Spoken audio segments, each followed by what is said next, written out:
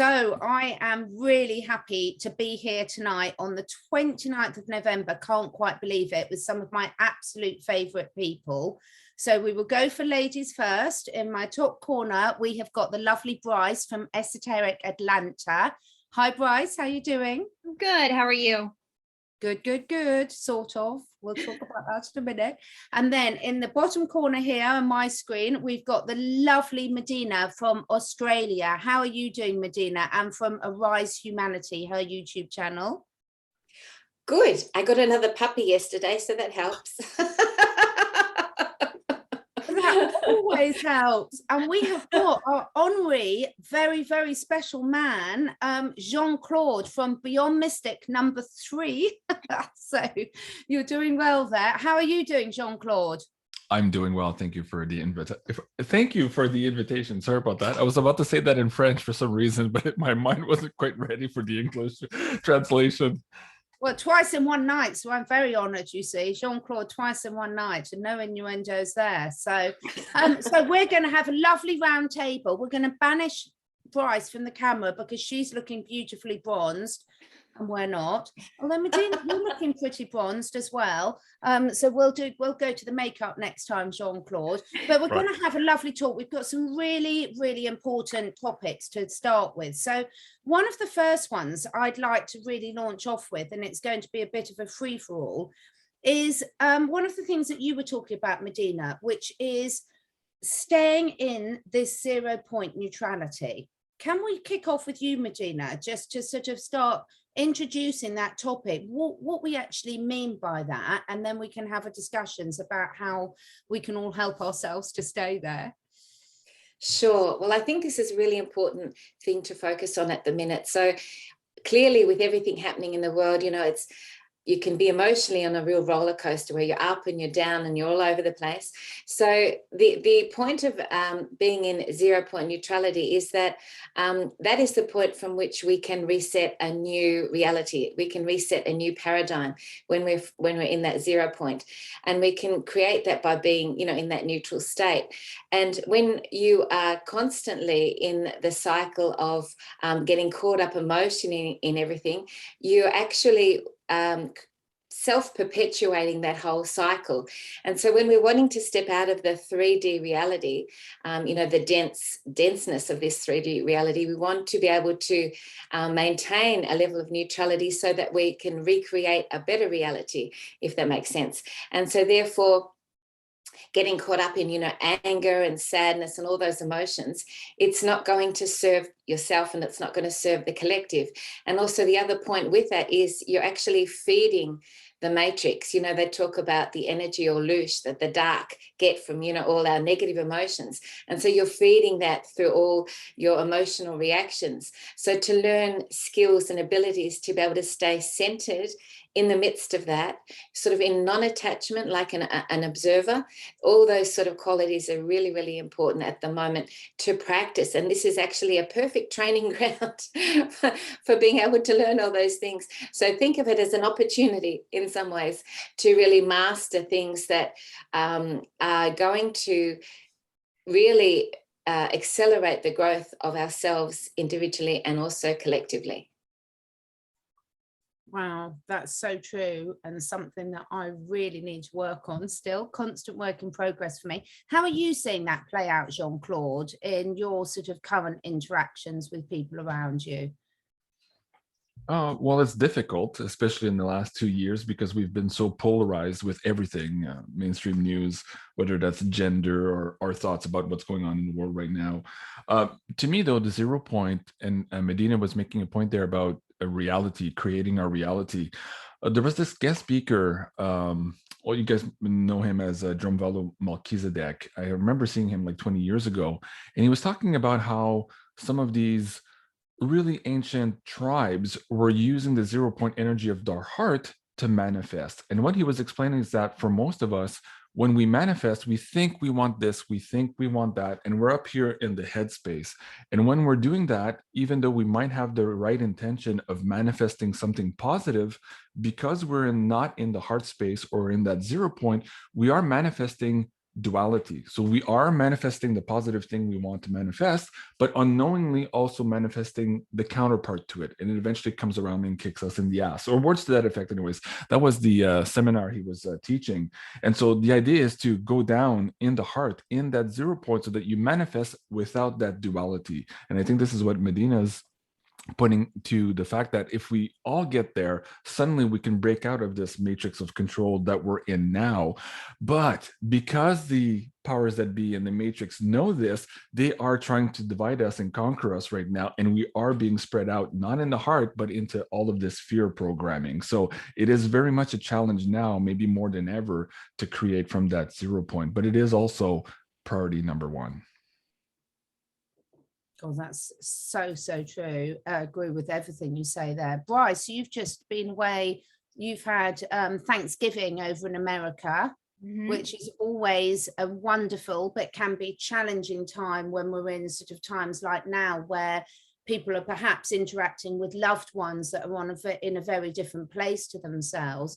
What about you? How are you finding that this can be brought into action or is playing out in your reality? Well, it's interesting. I just kept the second sutra of the Yoga Sutras is Yoga Chitta Vritti Nirodha. So this means that yoga is controlling the mind chatter. So vritti is like throwing a pebble in a pond, skipping it, and the waves that go out, that's your thoughts. And Nirodha means void, or like a 0 point. It's funny, like in traditional yoga, you start off in samasthiti, which is the 0.0 position. And so a lot of this, and I had a teacher once up in Philadelphia before I started going to India, who would always get really, really excited when someone would come into the Mysore room that was like super tight, like a 60-year-old guy that was like super tight and overweight, because he was like, okay, yes, now we have work to do. Now we have something to work with. And so when you talk about this being a training ground, this is ultimately the training ground for that like mind control, in the sense that you can not just be like not aware of your emotions, you can just observe them, feel them, take action for them, like stand up for what's right, but also be able to kind of settle into it and have this like sense of non-attachment to the outcome of your action, if that makes sense.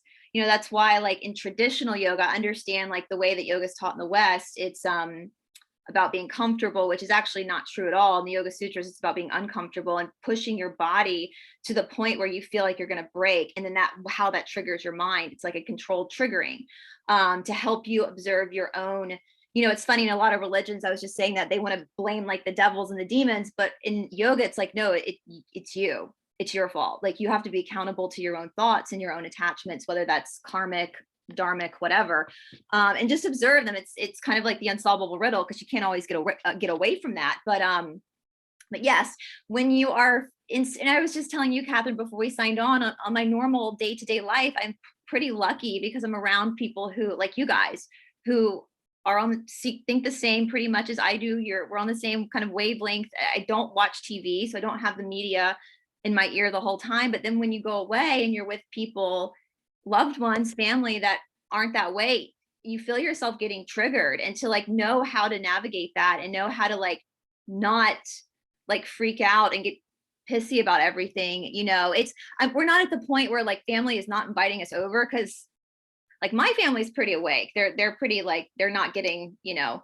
but other than that, but other extended family members, you know, it is kind of hard, and you kind of want to like, you have to like bite your tongue. I don't know. It's hard to navigate, but that is the training ground. That is the practice. Like, how do you breathe through that? How do you allow, and also allow, there's this, and Janine talks about this. It's true in yoga too. You have to allow other people to live out their karma. You can't stand in the way of people making decisions that their soul needs to make in that way as well. You know, so it's the unsolvable riddle, as my teacher used to say, you know, like, I guess we'll see when we get to the end point. If all of our I like that point that you made there, Brice, about not being in reaction. So, you know, when you're reacting unconsciously and you're not thinking and you're not being mindful, then you can go into old patterns and create a whole lot of energy and reactions that you don't really want to bring into the world. So it really is about being consciously mindful at every moment, you know, as much as possible at the moment. And I know that's a big ask, but it's going to really help people to navigate their way through everything. Can I just ask then, so it's very interesting perspectives as we go around the table on things, and so many, everything you know, we talk about 0-point neutrality and it's got a slightly different meaning for everyone. So for example, when I'm communicating with animals, the only way I can do it is when I'm from a heart space. So I've got to take my thinking head out of it completely and move completely into my heart and tune in from there. And that's a process I can now, because I've been doing it for so long, slip into really easily. But it's still a process that I'm slipping into that I will employ perhaps when I'm communicating consciously with animals or plants or even humans in a consult, but not necessarily employing in some aspects of my day-to-day life. But picking up on what you've just said, Medyhne, where I find it quite interesting is when you look at how animals are reacting very much from a heart space, not a head space, but they're also reacting very much on instinct and in the moment, which humans could perceive as from an emotional state. So, for example, they're not overthinking things, they're just reacting in a true form to themselves as the situation presents itself, often from a survival mode. So how would that fit into this 0-point neutrality from your point of view? Me? Yeah, Medyhne, sorry, yeah. Okay, that's all right. Well, I think that animals, because they're coming from the heart, that they're automatically coming from a better space anyway. You know, we in the Western culture, we're taught to be very cerebral and to live in that headspace all the time, which of course is that protective survival mechanism. And it's often very much based in fear, even though it's there to help us, it's trying to do the right thing, it's keeping us in that lower frequency. But if you're automatically coming from that heart space like animals are, you're going to automatically be in a better frequency as well when they react, you know, instinctively. So I would say they have so much to teach us in that respect. Me too. And you, everyone here, we've all got dogs. So if we take an example for if a dog meets another dog or a human, say out on a walk, that it feels uncomfortable with, it will react. Now, depending on the personality of that rat, it might react in a fight, flight, or freeze response. But what's interesting with humans is there's so much social construct about how we're expected to react to certain situations. It takes us almost out of that authenticity, doesn't it, when we're actually coming into contact with another being or another opinion. Oh, I've got a great point for this. So we're sort of taught to be like chameleons. So when we talk to somebody, we adapt to their energy and their personality and their behavior, and we change ourselves to adapt to them. So as a spiritual teacher, as a leader, as someone who's a way shower, you're maintaining, hopefully, you know, a higher frequency. And so you want to be able to maintain your own energy in the midst of interacting with everyone. You don't want to be dropping your energy down to match everyone else around you, because then you're actually dropping the, you know, the energy on the planet, and you're not really being a role model for others as a spiritual teacher by dropping your own frequency. So I think that that's an instinctive thing that we do in order to socialize and to be able to be approved and accepted in, you know, social situations. But I think it's really good to be mindful of holding your own frequency, even if it's not necessarily approved of or people don't understand it.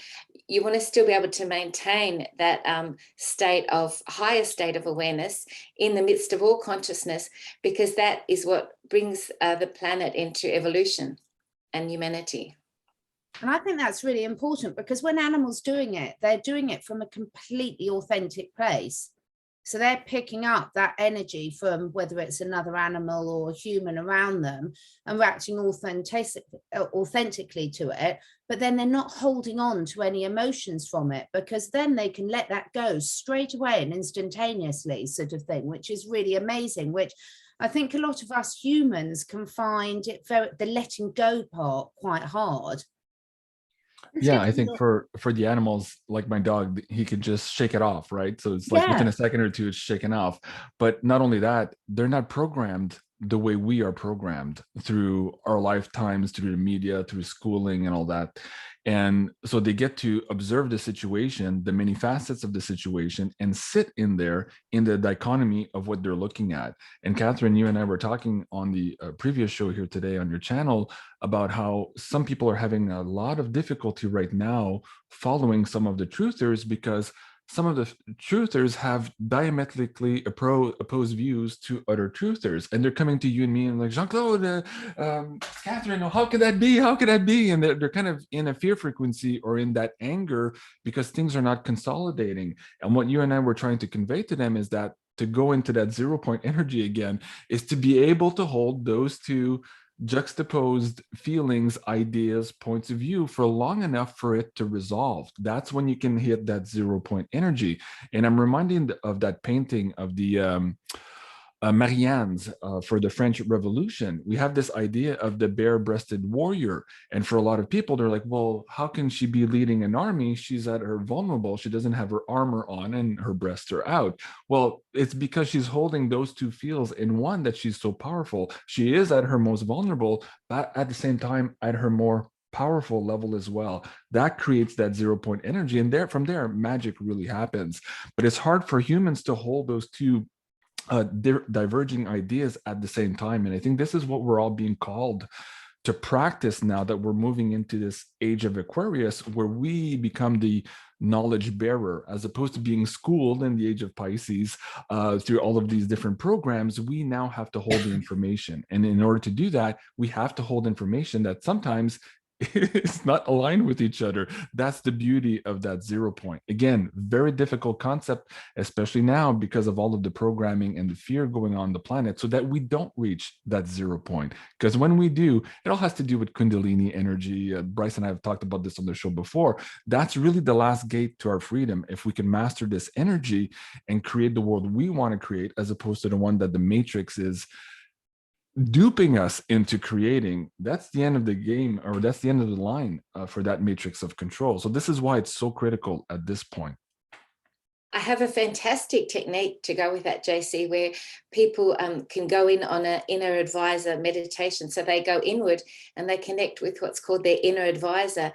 And that is their sort of guide or their barometer to go forward in the world, as opposed to getting information that's out in the field that is, you know, so diametrically opposed a lot of the time. When we go inward and we get that universal knowledge from within, that is the knowledge that we really want to be connecting to at the minute. So that's also about the 0 point that you're talking about, JC. And I think that that's a helpful thing for people to practice. Mm-hmm. Well, perhaps we can do that at the end, Medyhne, if you're happy to, because I think it would be really lovely to give a practical example to people when we finish, because that's so important. Brice, you were saying, again, we were having a chat before about this duality in the spiritual space, which you've got some very good examples of to discuss, haven't you?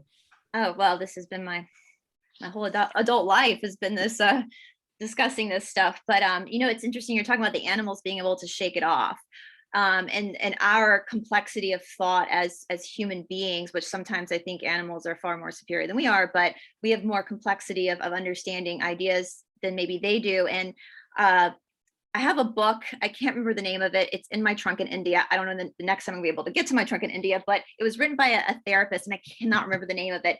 And he compared like trauma-based responses, which a lot of people, whether they know it or not, are responding from trauma-based, whether that's from a small childhood thing or something major, or even something that's just in your DNA.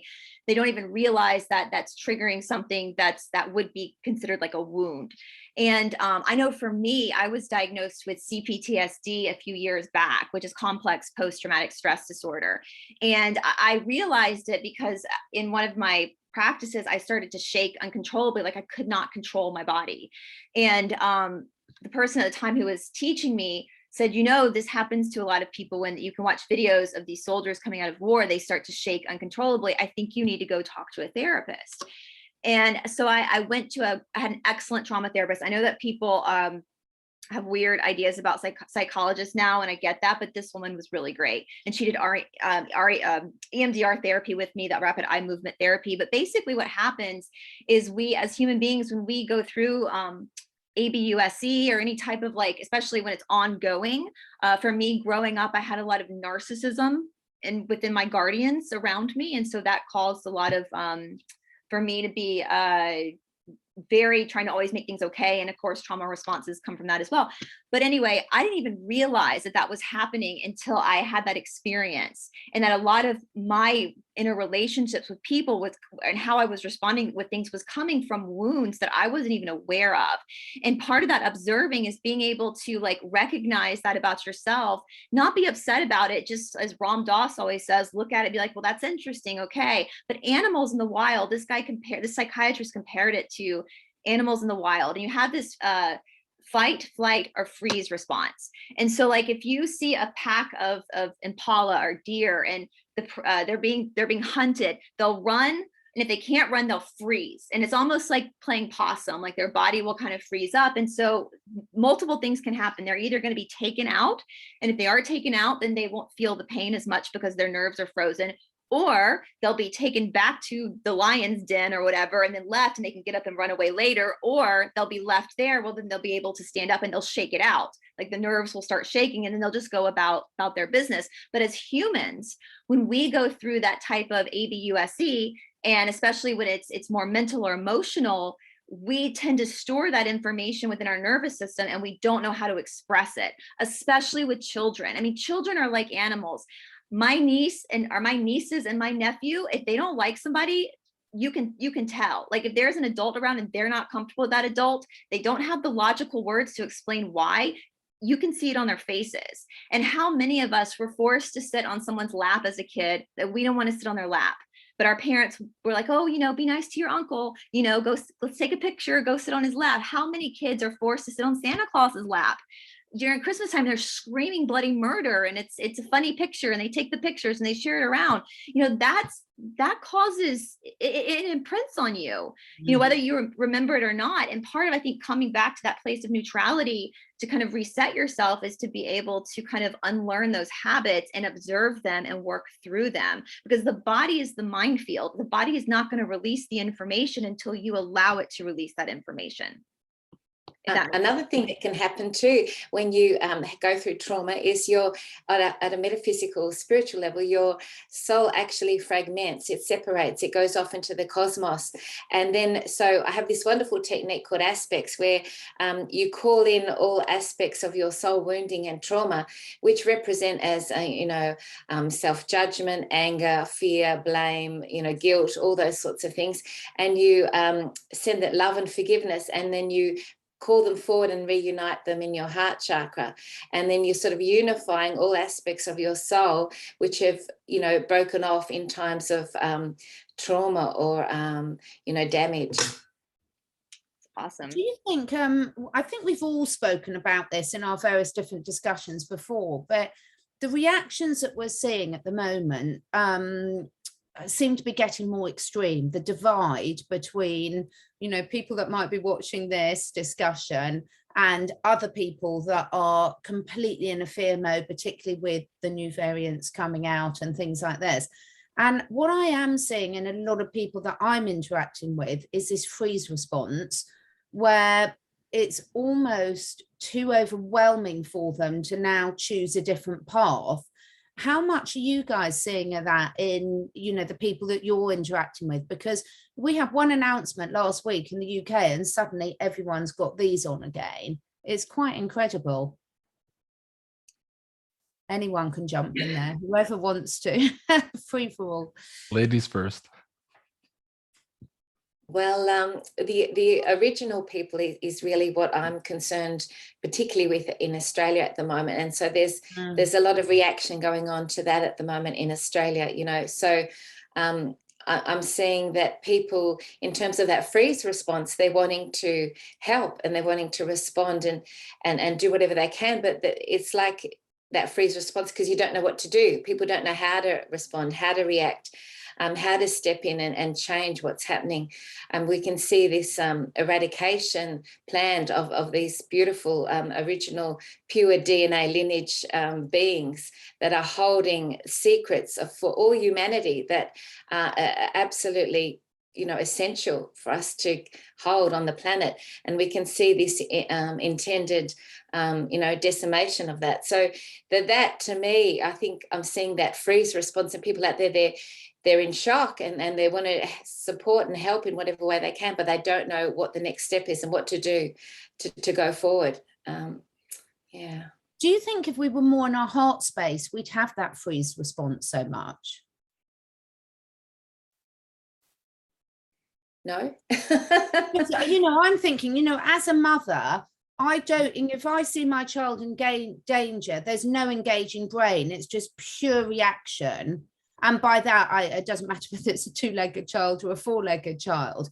And I think, you know, again, I think for me, it comes back to what we were talking about at the start, whereas humans, we've been so programmed to be so in our head that we're overthinking things, because what you were just discussing, Medyhne, is so horrific what we're seeing. And when you can, you know, see what's happening to people, and I'm wondering, what is it that causes this freeze response? Because if so many people just did jump in instinctively to action, it could be stopped so quickly, couldn't it? Absolutely. JC, what are your thoughts? Well, I'm just listening to all of this, and it comes to my mind that humanity has been traumatized to no end in the last 2 years, more so than maybe ever. Like, if you think about all the wars in history, none of them have reached the human psyche like what's reaching the human psyche now. And I think we have yet to understand how damaging this is to our children. And perhaps that's for another roundtable. We could do a whole roundtable on that. But because of that trauma, and also because of the fast pace of change that's occurring, I think those two things at the same time is what's causing this freeze motion that you just described. We're just not equipped for it. When you think about it, just 50 years ago, your grandparents can go 70 years and maybe stay in the same job their whole lifetime, or they could have that same social construct for the whole lifetime. Now, in these last 2 years, we've been asked to review everything we know about everything, and we're realizing that for the most part we were lied about everything. So we're trying to reconstruct our reality at the same time as it's being dismantled in front of us. So I think that's the big challenge for a lot of people watching the show. They're like, oh my God, that's no longer true. And they're putting their mind to try to figure out what truth is or what their reality is. And as they're putting that into their mind, they go into this kind of feedback loop of trying to fix that because it's crumbling before them. And they're not realizing that they're caught in this loop here of having to understand and mourn the loss of the old systems while at the same time being challenged to bring the new one in. I think that's why, I think we talked about this maybe 4 episodes ago, Catherine. We said that we were suffering this fatigue of trying to figure out what our reality was. We were never challenged like this before. If I asked my parents and they asked their parents, they would always be met with the same response. Oh, this is how it is, and stop asking questions. It's always been this way, right? Whether that was school, religion, or politics, it's always been this way. That no longer holds true. And so for people living that now, and for humanity to live that now collectively all at the same time, it's creating this huge maybe magnification of what perhaps the real problems are on the planet. And so this is why we're seeing this freeze effect on everyone. But I agree with you, Catherine, if you are in the heart space, you are in a much better position to navigate that than if you are in any other space. And Medyhne just mentioned again, go back to the heart chakra. That's where the 0 point energy is. And this is where you can hold all of these fluctuating fields in one place. And to find your center. If you're not there, you cannot hold your center. I guess that's the best way I could describe it. Very true. And inherently, I think people are good. You know, they're benevolent, and they're not used to seeing all this darkness and all this sort of deep, nefarious, malevolent behavior, and they're thinking, oh my God, how do I deal with that? It's like, because the majority of people, they don't think that way. It's not in their consciousness, and they're not used to navigating that sort of information, because most people are kind, and they want to help one another, and they want to do good things for the world. So I think just the shock of seeing this level of depth Depravity. of darkness and everything is, I think that's a challenge as well for people. Mm-hmm. Right, so I'd be interested in your thing, because when I was hearing you saying that, Jean-Claude, it's interesting because I can remember some really powerful conversations with my grandmother, who was having my mother during the Second World War, living in London, where they were being bombed every day, and members of her family had already been killed, and the rest of them were off fighting. And what came to me was the fact that, we would have conversations of saying that all of us here, we've grown up in a generation where we haven't faced that. And pretty much most of us on the screen, yes, of course, we've all had various challenges in our lives, but from a survival point of view of having food, water, shelter, and not having someone obviously coming to kill us, we've had a lot of time on our hands to think about these things. Whilst, say, my grandparents' generation, who had my parents during the war, both of my parents were born in London, like they literally didn't have time to think about things like this. It was pure survival mode. Were they going to have enough food? Were they going to have somewhere to shelter? And I think this sort of affluent society that a lot of us, not all of us, are in, but when we're not seeing these dilemmas in the tribes of various places across the world, where people are living more in tune with nature. I'm just wondering how much of it is the way that we've been living in modern lives, and how much that adds to the complexities of the situation we're in, because when a lot of the time in our day-to-day life, we're not worried about our survival needs. Well, I think that's where I was getting at in terms of understanding our reality. You just mentioned the tribes who live in harmony with nature. They're living in the woo, so to speak, because they're living with the waves of nature. Absolutely. We do not. So we don't understand, for the most part, I think we don't understand that we live, how do I say it? The nature of our reality is transitory. We've been made to believe that's in this box, and we've been put in all these smaller and smaller boxes throughout this matrix of control. But as soon as we step out of that box, we realize there is no box, right? So if you're living in harmony with the universe, whenever universe throws at you, you can understand and you can ride the wave of that change, because you are part of that woo, if you want to call it, this transitory nature of reality. This is why people are emailing you, Catherine, and saying, hey, I can't understand because this person says the contrary to that person. Okay, again, they're trying to deal with the fact that there's no more box, and that these boxes are disappearing, and it's up to them to hold all of these frequency field. So the same thing with our opinions. You said something in a show, maybe 3 shows ago, Catherine, that you used to care what people thought about your opinions, and now you don't so much anymore. And I've went through that same process too, of when I woke up and I was trying to wake up people, and people didn't understand, and they weren't really paying attention to what I was saying, and I couldn't understand it. And I thought it was an attack upon me and my opinions, because I was my opinions at that point, not realizing that so too was the nature of the reality transitory, so too were my opinions, because I lived in this transitory nature of reality. I think this is what's really, if you look at it, yes, there's all these trials and travails that humans go through, lack of food, war, and all these things, but higher level than that, it's whether or not you're living in, I guess, balance with universe, or in the woo, as opposed to in the boxes that these matrix of control have put you in. And this is what we're living now. We're living a breakthrough of all of these boxes, and it's very unfamiliar and uncomfortable for most humans. We've never been on that. We've relied on these boxes. And when you see the anger directed at you, Catherine, and at myself through emails, because people don't understand the dichotomy of some of the viewpoints that are being shared, is because they're in fear, or they're reacting, like Brice said, from old past traumas of this matrix program, to the fact that they no longer have something solid to stand on. Yeah. And I think, again, here, this is where all of us in the shows that we're doing can provide not only a level of understanding for the audience, but compassion for them as well. And to mirror that back to them and to show that, hey, we're all in this together. We're all trying to figure out what was done to us, but where, more importantly, where we're going with all of this. I think this is where the conversation ultimately needs to happen. And I know you guys have all done a good job about, yes, we can talk about Mr. T and Mr. B, until we're blue in the face. But at the end of the day, it's all about us being responsible for ourselves in this trajectory and this evolutions that humans are on. And I think it's so exciting. It's scary because we've relied on these boxes for so long, thinking that was reality. Now we really have to make it our own. And I think for a lot of us, that's where some of that fear is coming from. And I hope that having these conversations can really help the audience. I think healing the division, you made a great point in, because we're all wondering how to heal this division that's happening everywhere we see in the world.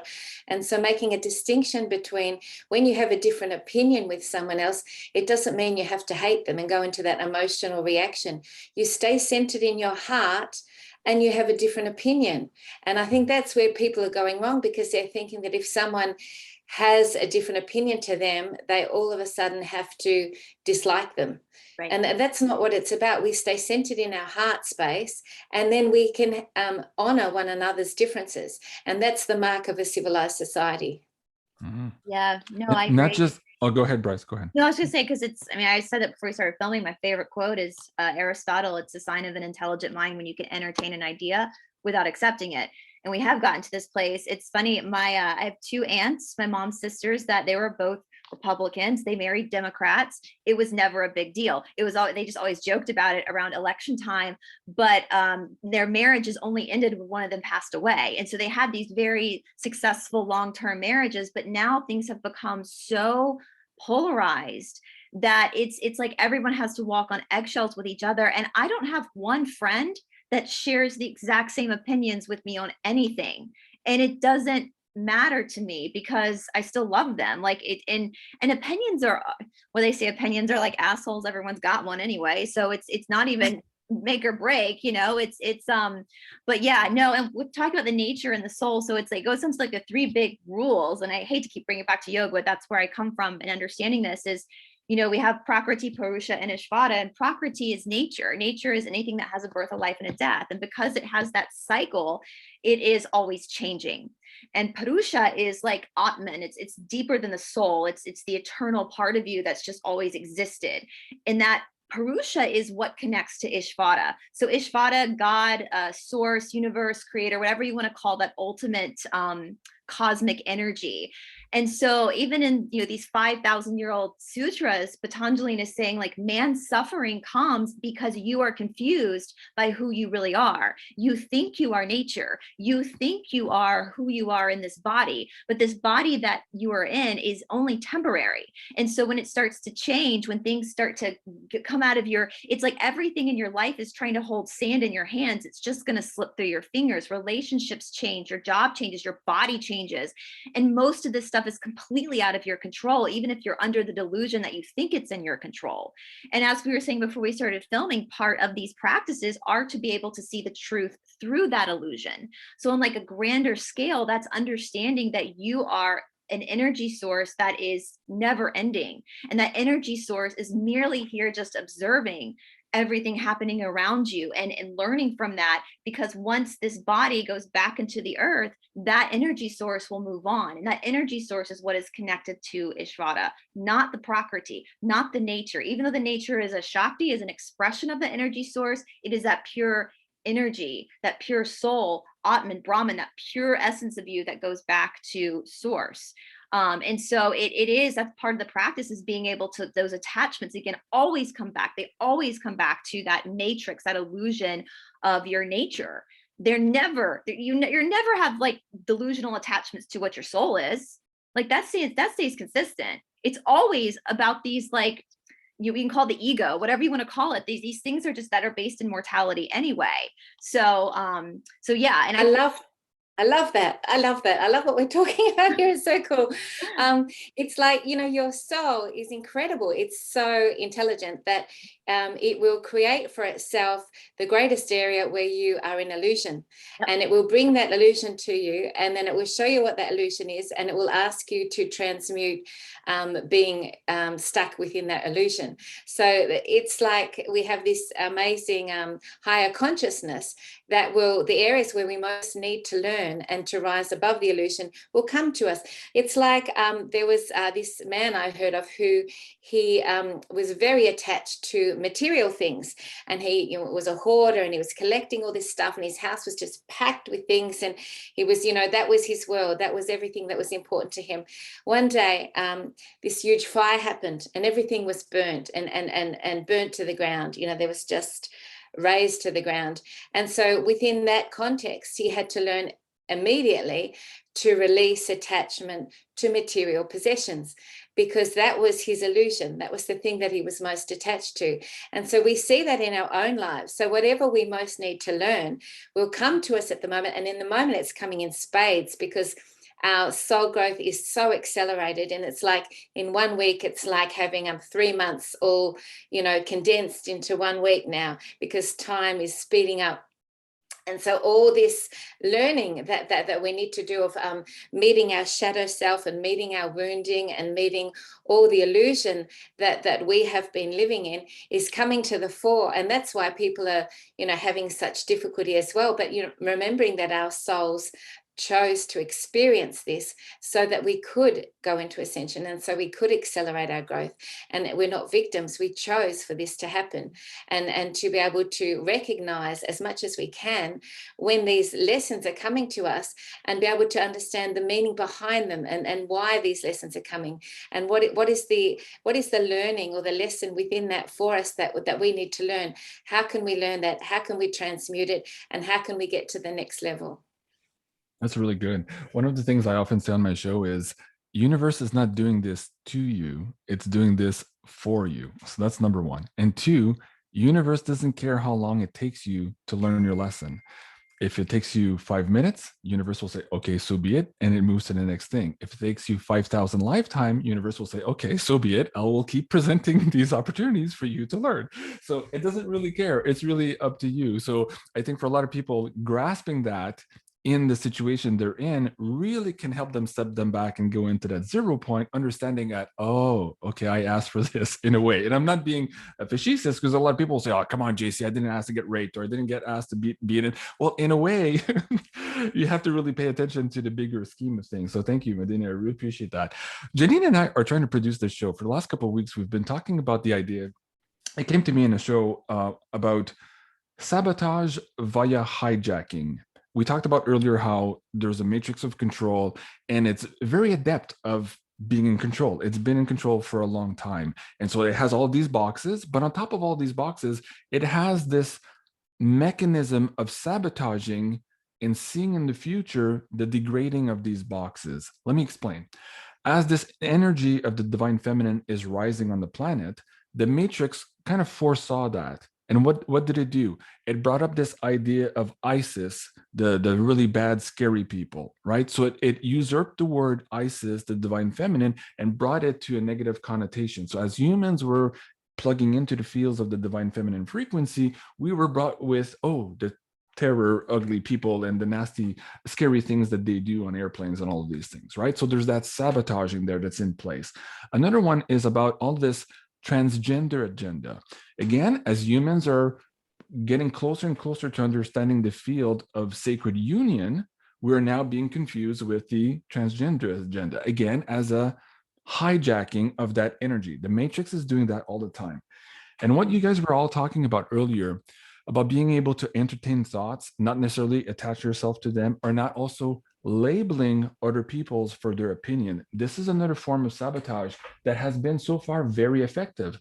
And I'm hoping that for us putting our finger on it, for the audience, they can step back and see the bigger picture. For example, when Obama was in power, he talked about this Obamacare thing. And I was a policy wonk way back when. So I would read the documents. I'd say, actually, no, you can't keep your doctor if you want to keep your doctor. That's not true, Mr. Obama. I was reading from the policy work, and people would say, well, Jean-Claude, you're racist. No, I'm just reading the policy work. But we get, suddenly this idea of entertaining ideas became labeled as terrorist, as a socialist, as a whatever, racist. So this whole idea of labeling right now, for example, when people are emailing Janine and myself, hey, so-and-so said that, she or he might be a dark, whatever. Watch my words here. We don't want to get deleted off YouTube, but they're associated with the dark people. Well, yes, in some cases that could and may in fact be true, but in some other cases it might not. And even if it does it really matter? The whole point of that conversation was to get to your enlightenment. Universe is providing you with the opportunity you requested in order to learn this. So by putting labels on the people who brought you this information, it's really beside the point. that's not where universe is trying to get to you. Go ahead. Yes, it's that saying, JC, don't shoot the messenger. Exactly. That's what it means. Can I just ask you all, based on all that you've just said, do you think, and now when I'm saying we as humans, obviously it's a complete generalization, but do you think that we're really overcomplicating things here?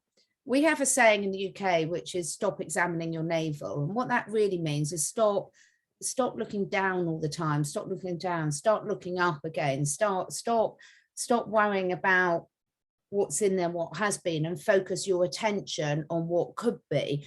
And whereas I understand that knowledge is really important to understand people's motives and things, you know, the good old song, just say no.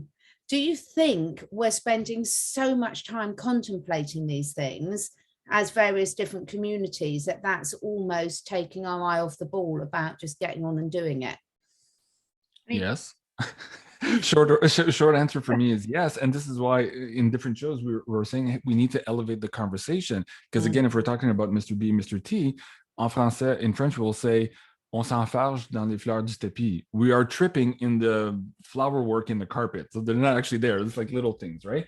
And so, yes, I agree. That's where we are. And we have to elevate that conversation. We have to remove ourselves from all that little detail. Because again, that's where they want us, in the complication and the detail and the labeling of each other and the division. And again, that's not served us very well in the past. We need to move out of that. How and when? Hopefully these conversations help, hopefully being compassionate for the people who are going through this awakening process too, because you have to remember, for most people, well, maybe for the people here on the screen, we've been awake for some time. We've had so many years to swallow those difficult pills, those rude awakenings. But there are people coming just online now, they have to swallow so much, like much more in so little time, right? So yes, I think we're complicating things a lot. And I think it's just about stepping back, maybe, I dare I say it, being more of a recluse. And for some reason, the universe is also providing these opportunities. Janine did a video this weekend too about how universe provided her with not being invited to the party, so to speak. So maybe there's part of that going on too. And universe is wiser than we know. It's like simplifying everything, simplifying life, you know, bringing it back to the core of what really counts and what really matters. You know, there's all, for example, this information out there, which some people call like a slipstream, which is all the, you know, the truth or information, and you can dig deep into the rabbit hole and go forever within that. But, you know, does that really serve your highest good at this time? It's good to be aware of information, but how deep do you go? You know, there is a level to that which just complicates and really, I think when you're dealing with challenges, being able to bring things back to the core, the basics, you know, to simplify, you know, do we have a garden where we can feed ourselves, you know, and be self-sufficient and eat vegetables and grow vegetables, you know, that those basic core things that are truly what matters and truly important, and anything that brings you also into the present moment, as opposed to being in the past or the future, can help as well. We have a saying in yoga that goes, when the student is ready, the teacher appears, but when the student is really ready, the teacher disappears. And if you look at like what we've seen as far as like the movie with Mr. T and Mr. B, they opened up an avenue of understanding for us to see what has been happening. But then they have to step back and allow us to then, again, as you say, don't go too far, to be able to sit within yourself. And what is it? I know, Catherine, we've talked about this before, like at this moment, doesn't matter about Mr. T or Mr. B. It's all about your sovereignty. And it's all about, that's the whole great awakening. It's not about just the crumbling of the matrix. I mean, yes, it has to crumble because we're moving from 3D to 4D, and 3D is polarity, 4D, who the hell knows what that is? We'll see when we get there. But it's about you. It's about you understanding like who you are, that you are not this thing that you thought you were in the age of Pisces. And our teachers have now disappeared. I mean, and you see people panicking because they want this shift to happen. They want these things to happen, but it's almost like the more we want and we want, the more it's going to get pushed back, because we have to learn who we are. And that's something we actually, I think we all know who we are. We just have to remember again. And that the teacher can't be there for that. You know, that's part of pratyahara. That's the self-study. No one can do that for you. No one's going to come and give you a life vest for you. You have no choice but to do that yourself. And it's uncomfortable. Yeah, absolutely. The quickest path to get there is to be still and to be silent and just maybe sit in nature and just cut off all external noise and go within. That's the quickest path. Absolutely. There's also another path. Oh, yes. I thought when we started this show, we were all going to share about our personal orgasms. And of course, I'm joking, but actually I'm not, because there's this book way back when called The Power of Now by Eckhart Tolle, right? So going into that moment, that present moment, being present. For some people, of course, the orgasm is the ultimate way of being present. It opens up that gate between heaven and earth, as the Taoists say. But Catherine, let's talk about your orgasms. Well, I haven't had time for many recently. No, I don't. Just so you know, guys, they dared me to say that before we started the show. So I'll go off now then. No, but you know, you've got to bring some humor into it, and you've got to really, we did need to get the orgasm thing in there somewhere. That's why JC's looking so tired, because he's just been away for the weekend. You know, okay. You guys know she dared me to say that before the show, just so you know. I did, because I think it's a great point. You know, the sexuality is such a great avenue to accessing our highest potential and our highest spiritual potential, and that's why there's been so much, you know, horrible, you know, sort of decimation of what sexuality is, because that is such a key part to humanity's evolution. And it's a great point. I think that's really good too. That's definitely. I did this series last year. Oh, go ahead, Catherine. Go ahead. I was going to say that's definitely one that we need more discussion for on the next round table. Yeah, it deserves a full 2 hours in and of itself. I did a series last year or 2 years ago on my first now, channel. girls. What's that? I said you're boasting now. Whole 2 hours.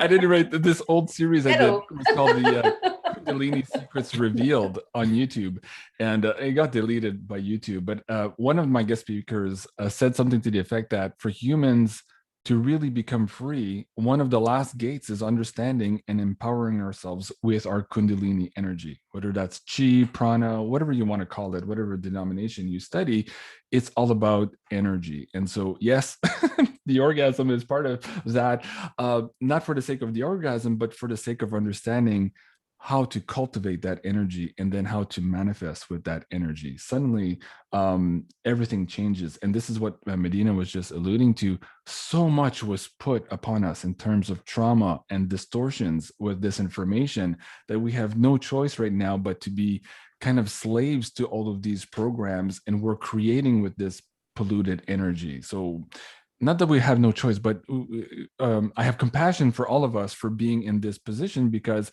a lot of energy was placed exactly on this particular topic so that we can't go through this last gate. But it's probably, if not the most important one, if you listen to some of the speakers who were on that series 2 years ago. So yeah, absolutely. I'm up for that conversation if you want to host it again, Catherine. I will. I've got so many jokes on this one, and I think Anthony Fauci probably could be within this conversation, because I don't think he's had an orgasm for a long while. Well, I was going to ask something else really serious, but it doesn't seem appropriate now. So I have loved this conversation. I think we've got to do this again, guys. But Medyhne, you promised, but well, before we go on to Medyhne, you said that you would be able to close us out with some really powerful little exercise for people to do. But before we do that, Brice, is there anything else that you would like to say, get across before we finish this conversation tonight? Well, I was just thinking about what you were talking about, that how women, especially, and we're coming into the divine feminine, but when you talk about sexuality, I was like, oh shit, my parents are gonna be watching this. Like, I was like, so like, as a girl from the South. But when, you know, and I started thinking too about even the, you know, the women have been so just stripped of everything, of their own autonomy. And even in like Ayurvedic study, like even a woman's cycle, for women, we are on a moon cycle. That's and men are on a solar, a pranic cycle. We're on an aponic cycle. And in Ayurvedic medicine, they try to get women on to have their cycle on the new moon and not the full moon. And I'm sorry, TMI, but I'm on the full moon.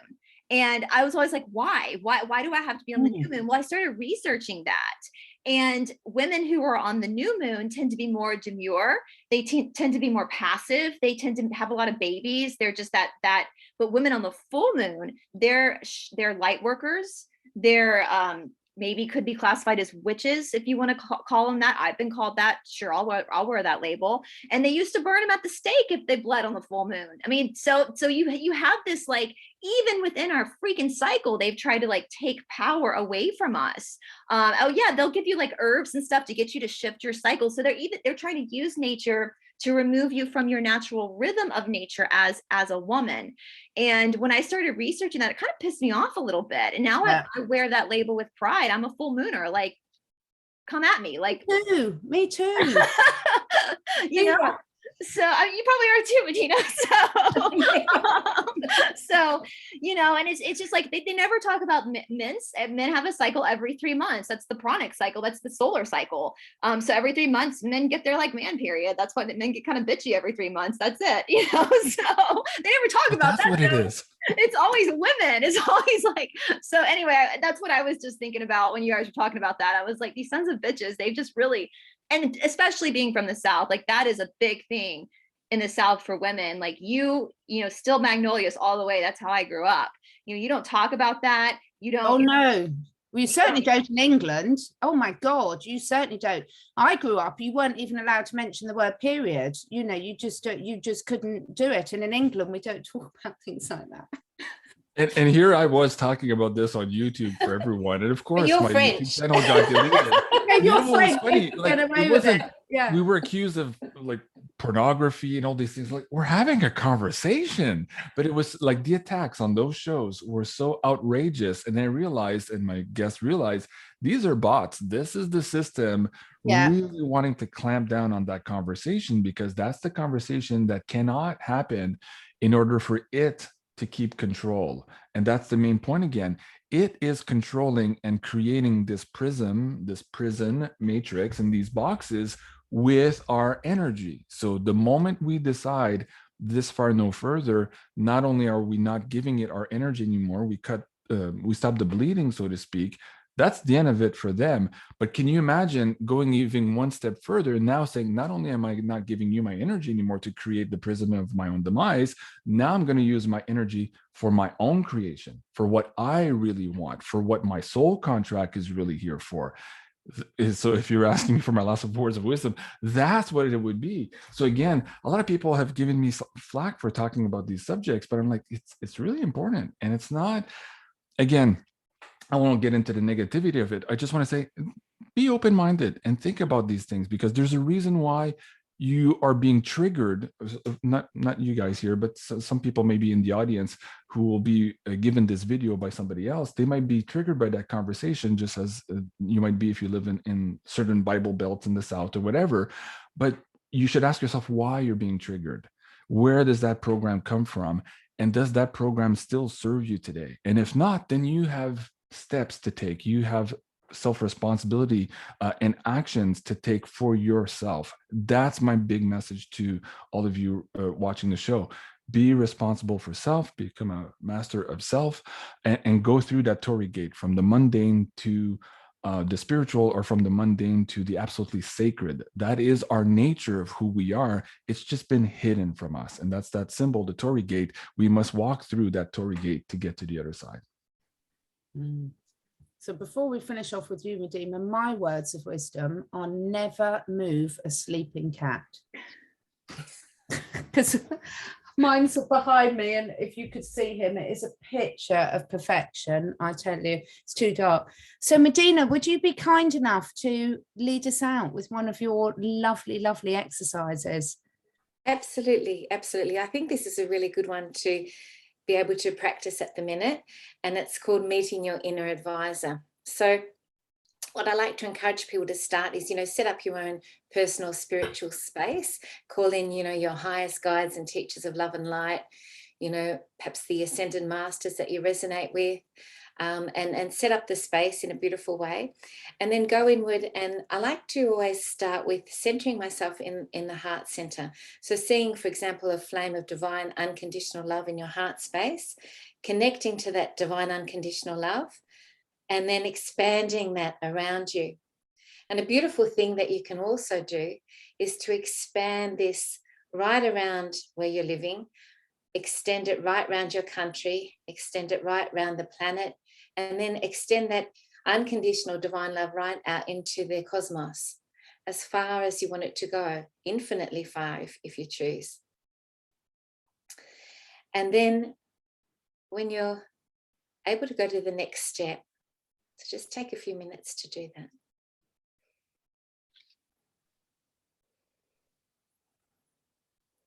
And breathing deeply, always connecting with the breath through these processes.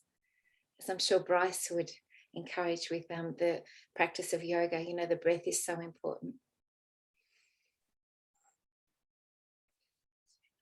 And then going into your favorite place in nature, or your favorite quiet place where it's serene and calm, and just centering your energy there.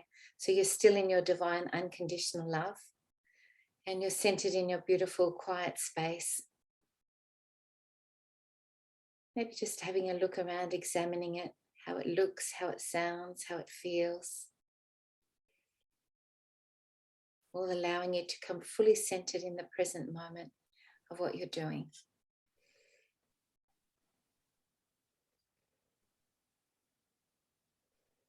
And remembering that you can access this beautiful quiet space at any moment, anytime you need it. And it impacts you on all aspects of your being, even at a physical level. Your whole being would change when you just imagine yourself there in that beautiful space. And from that space, I'd like you to invite your inner advisor to come forward and present themselves in front of you. So allow an image to form to represent your inner advisor. And the inner advisor is a wise, kind, and compassionate being that can take any form it chooses.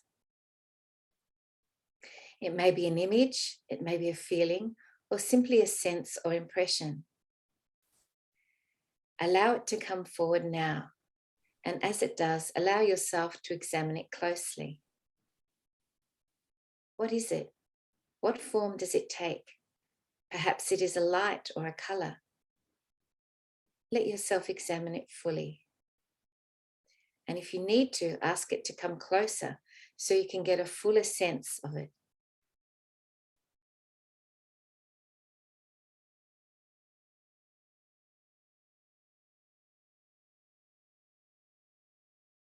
And you may have an issue that you'd like to ask it about at the moment. So as it's presenting itself to you, ask it if there's anything that it would like to share with you, or you may have something you'd like to ask it about, something in your life that you want clarity about. Just have a dialogue with this inner advisor and see what it would like to share with you.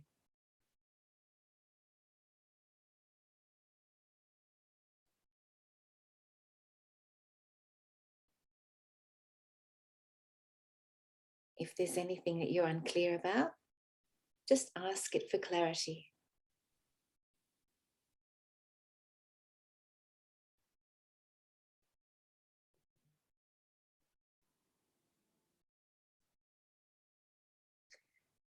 perhaps you can also change your perspective and see yourself from this advisor's perspective. So you stand in its shoes and look at yourself and see how you present through the eyes of this image.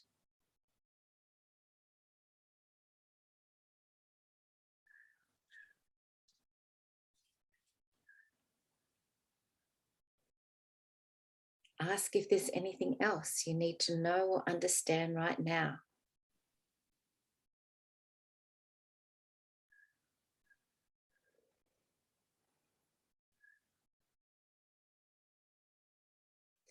Ask your inner advisor if it would like to connect with you again soon.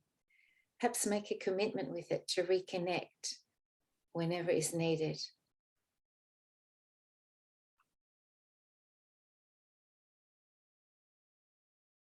Thank your inner advisor.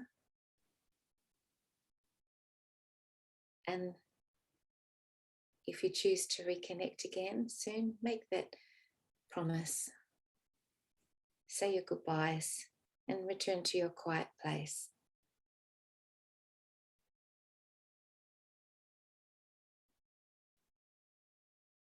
Take the time that you need to integrate this. And I'd like to finish with a Sufi blessing. That's very beautiful. May the blessings of love be upon you. May the blessings of love be upon you. May its peace abide within you. May its essence illuminate your heart, now and forevermore, from a Sufi blessing of love and peace. Thank your spiritual team. Thank the divine. Love and blessings to everyone out there. Thank you.